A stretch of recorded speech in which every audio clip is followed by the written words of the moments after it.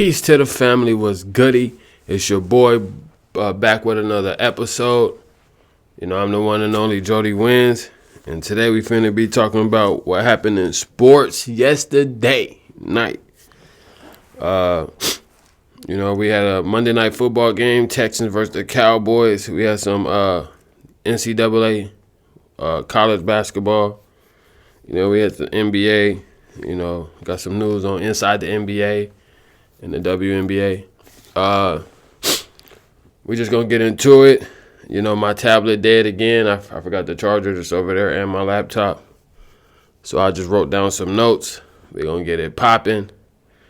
So on Monday night, we had the Monday night football game, the Houston Texans against the Dallas Cowboys. Houston Texans won 34-10.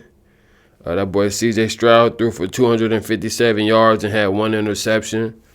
That boy Joe Mixon had 109 yards and 3 TDs. Hold on.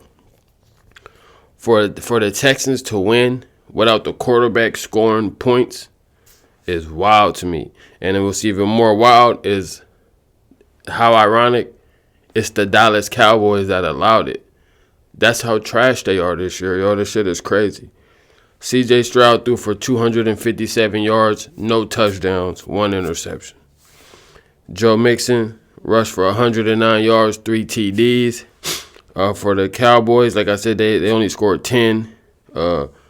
Cooper Rush, he threw for 354 yards. He had a touchdown and an interception. The boy CeeDee Lamb had 8 receptions. He had total of 93 yards.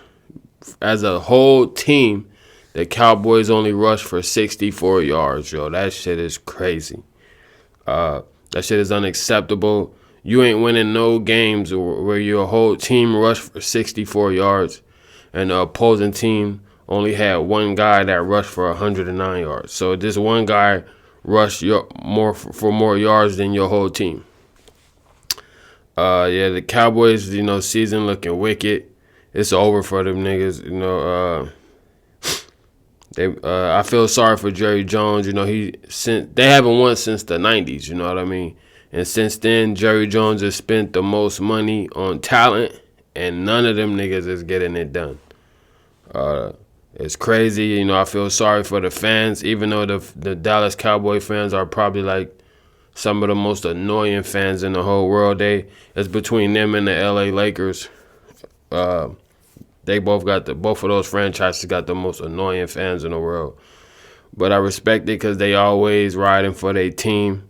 But for them, at least the Lakers won a couple rings since the 90s. You know, Lakers won 5 rings since the 90s. Well, since the late 90s. And since 2000, Lakers won 6 rings, actually. Cowboys ain't won nothing, you know what I mean? So for them the fans still be loyal, the fans still be annoying, you know, this shit is wild. I feel sorry for them niggas, though. Cowboys is done. You know, America's team is done.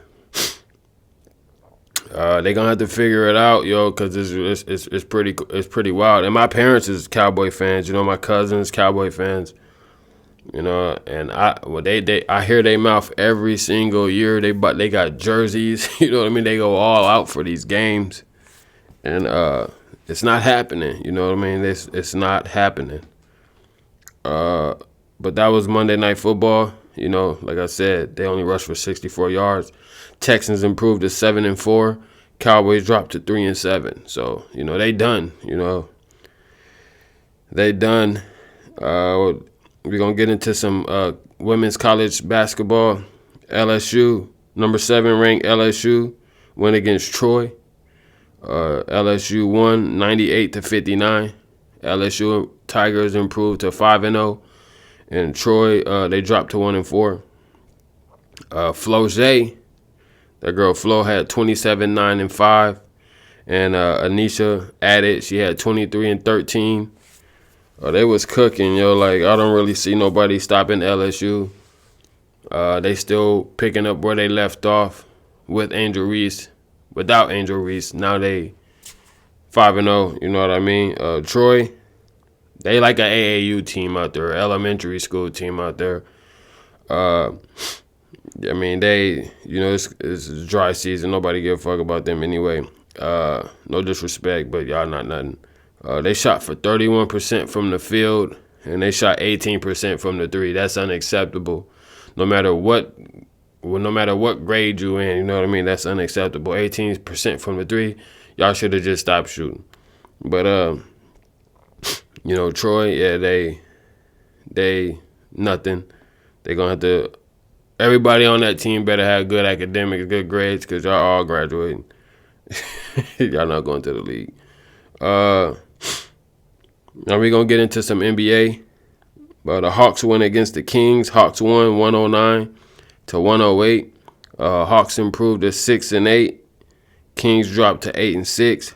Trae Young had 7 points, 19 assists, so he made up for his low scoring. He was moving the ball, getting everybody involved. Zachary had 18, and DeAndre Hunter had 24 off the bench. So, yeah, shout out to everybody on the Hawks for picking up for Trae Young. The Kings, Fox had 28, 5 and 7. Cam Ellis had 33 and 6 off the bench. The Hawks won, like I said. It was a close game. De'Aaron Fox had the ball at the end of the game, but he got stripped by Dyson Daniels for the game winning. Still, I don't really make nothing of this. Shout out to the Hawks, though. It's a win. Keep them in the Eastern Conference hunt. They not finna do nothing. They ain't going deep in the playoffs. They might be a play-in, lower playoff seed this year, but, they ain't getting out the first round. Unless they play New York, they might, you know what I mean? But for the Kings, I don't really, this don't mean nothing. They 8-6. They lost without DeRozan and Sabonis. They both missed.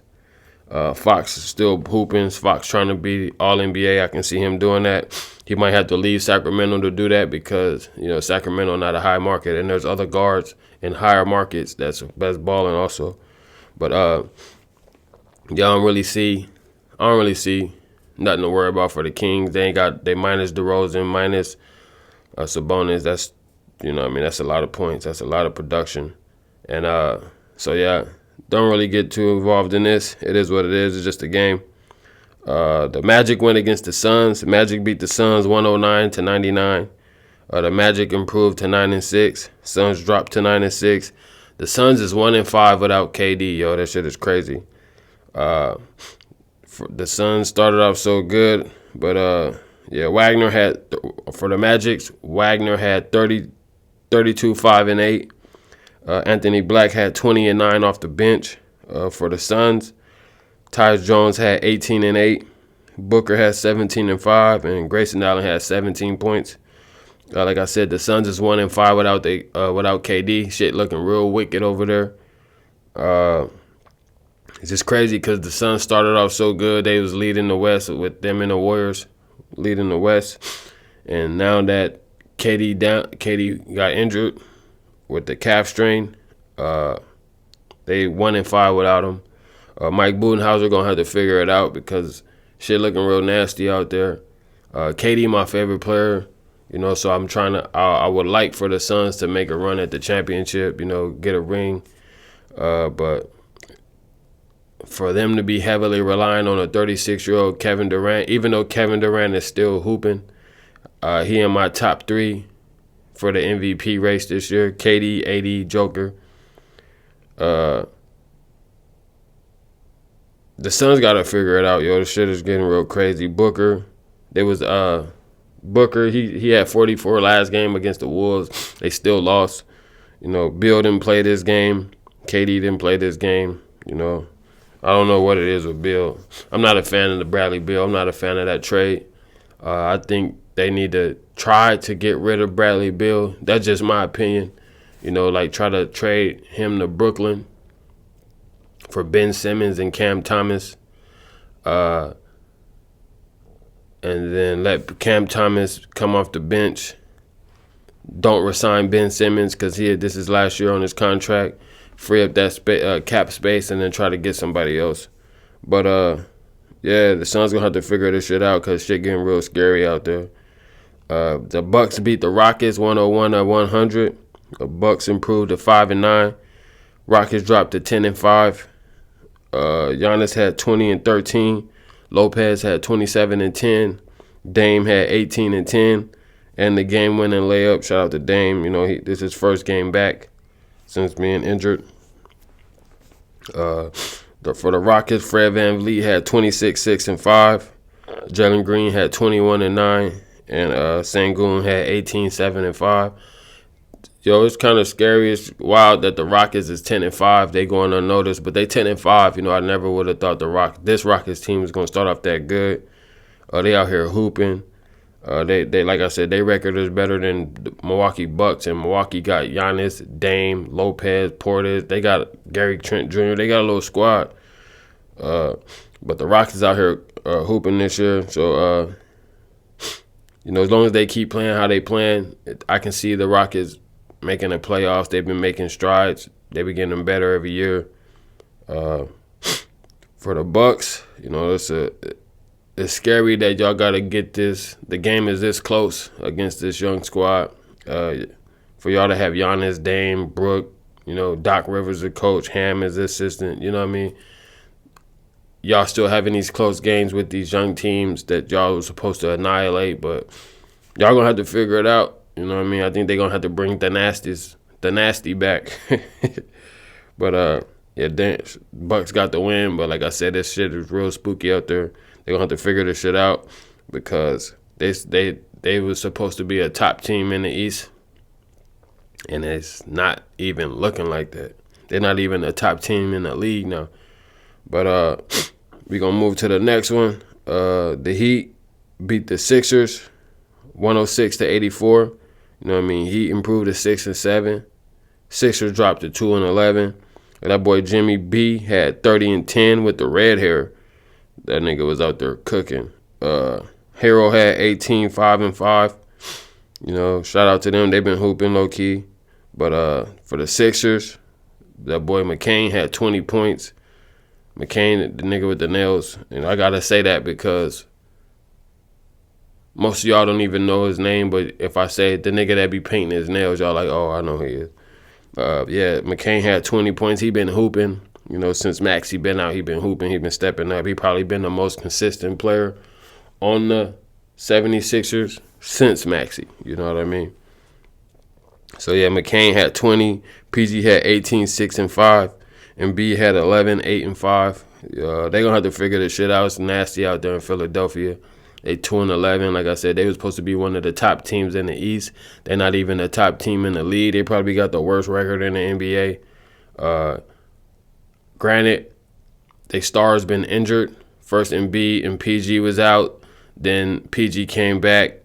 And then Maxey went out. You know what I mean? And now Embiid and PG is in there hooping, but they ain't hooping, but they playing, but Maxey out, you know what I mean? So I know that I get they ain't had their whole team, but for them to get production from McCain and still have PG and Embiid, they underachieving like a motherfucker. They gonna have to figure this shit out or blow it up. I know the fans in Philly wasn't happy with PG signing a max because they don't feel like he a max player. That nigga always injured. Embiid, the nigga always injured. So it's just like, you know what I mean? And how long y'all want us to trust the process? You know, this process ain't processing like everybody thought the process was going to be. Y'all been processing since Ben Simmons and Mikal Fultz. Shit pretty wild out there. Y'all had Jimmy Butler, let him go. I mean, I really think Jimmy came to kill because he, in his heart, he still remembered the Sixers for letting him go and keeping Tobias Harris. You know what I mean? So he came with a mission, dropping 30 on them. The Bulls beat the Pistons 122-112. Bulls improved to 6 and 9. Pistons dropped to 7 and 9. Pistons dropped to 7 and 9. Vucevic, whatever, you know what I mean? He had 29 and 12. Kobe White had 25. Zach LaVine had 26, 6 and 5. He had 16 of his points in the fourth quarter. Bulls is dead out there, you know what I mean? I don't really see them doing nothing. They need to get rid of Zach LaVine, hurry up, because I know he don't want to be there, and I know they don't want to keep him there. They need to hurry up and build around their young stars. For the Pistons, Cade had 26, 6 and 10. Mikal Beasley had 21 off the bench. It's crazy that the Pistons is 2 games under 500 after the year they had last year. They 7-9. Last year they was just terrible. I think they broke the record for the most losses or most consecutive losses in any sports. Shit is wild. But for them to be 2 games under 500 this year, I can see, and they hooping, I can see them being a play-in, low playoff seed if they keep hooping. And then they on the East, and the East ain't really cooking like that. But, shout out, like I said, shout out to Zach LaVine, 16 in the fourth quarter. I remember looking at the score, and the Pistons was up. And then, then the Bulls just took over. But shout out to the Bulls. I mean, they done. Pistons going to have a better season. Bulls ain't doing nothing this year. They might have to channel like Michael Jordan and Derrick Rose. But the Clippers went against Golden State. Clippers won 102-99. Clippers improved to 8-7. Warriors dropped to 10-3. Harden had 12, 6, and 16 assists. Norman Powell had 23 points. As a whole squad, the Clippers shot 47% from the 3. So they was just chucking them up and they was knocking them down. For the Warriors, Curry had 26, 7, and 6. Wiggins had 22. Like I said, it was a close game. Steph had a chance to tie the game up, but he missed it. I don't really put that much salt on the Warriors because this game ain't really nothing to them, I mean, I know they want to win, but you can't win them all. I see this team being like the championship team from 21.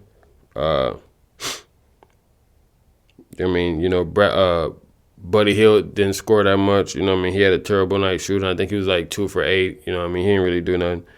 But like I said, I don't put no salt on the Warriors for this loss. They still 10-3.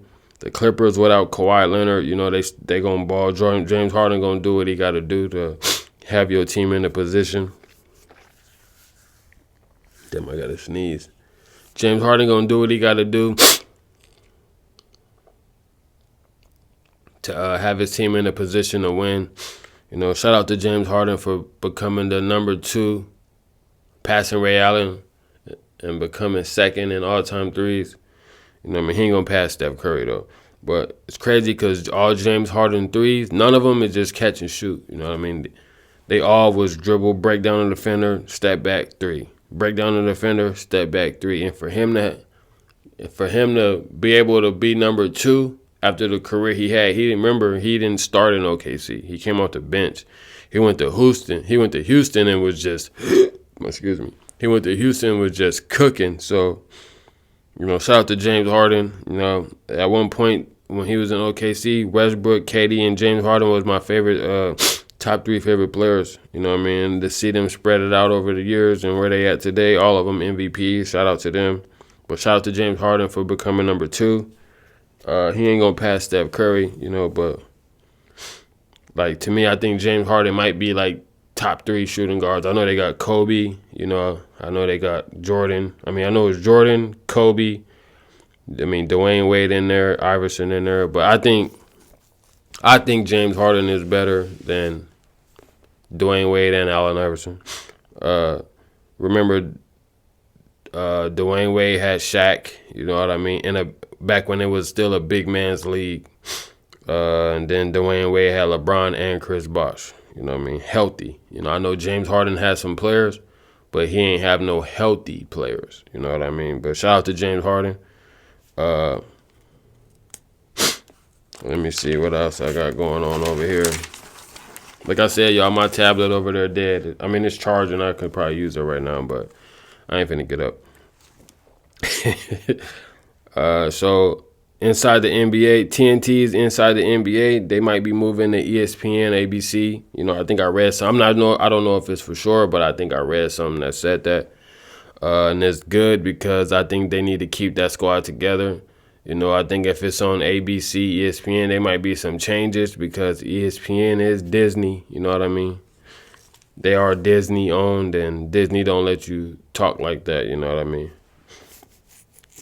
But Pat McAfee be out there cussing, so, they might be able to, give him some leeway. But I'm glad they keeping them together because that's a staple in the basketball community, and when they make changes, the changes ain't always good. I remember when Mark Jackson and Van Gundy used to call games. Since then, it ain't been the same.